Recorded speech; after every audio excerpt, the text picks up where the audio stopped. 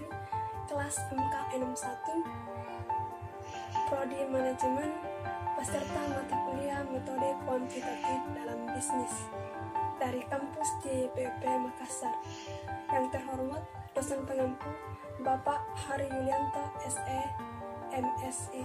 Materi yang akan saya bawakan adalah probabilitas, di mana probabilitas adalah alat yang mengukur, menganalisis, dan mengungkapkan ketidakpastian yang ditemukan dalam suatu fenomena atau kebetulan.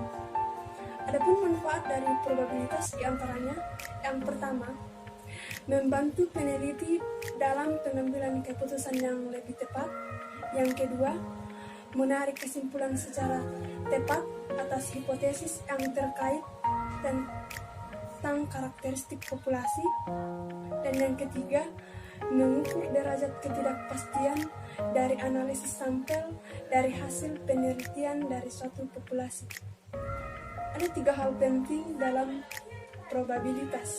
Yang pertama, percobaan, di mana percobaan adalah pengamatan terhadap beberapa aktivitas atau proses yang memungkinkan timbulnya paling sedikit 2 peristiwa tanpa memperhatikan peristiwa mana yang akan terjadi. Kemudian yang kedua, hasil. Hasil adalah hasil dari suatu percobaan.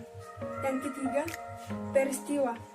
Peristiwa adalah kumpulan dari satu atau lebih hasil yang terjadi pada sebuah percobaan atau kegiatan.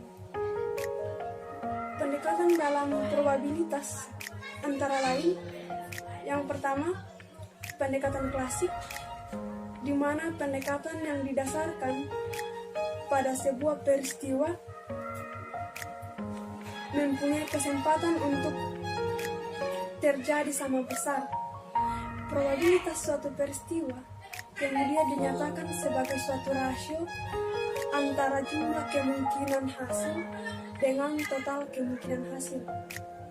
Pendekatan yang kedua adalah pendekatan relatif, di mana besarnya probabilitas suatu peristiwa tidak dianggap sama, tetapi tergantung pada berapa banyak suatu peristiwa terjadi dari keseluruhan percobaan atau kegiatan yang dilakukan.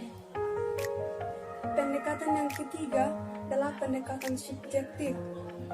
Besarnya suatu probabilitas didasarkan pada penilaian pribadi dan dinyatakan dalam derajat kepercayaan.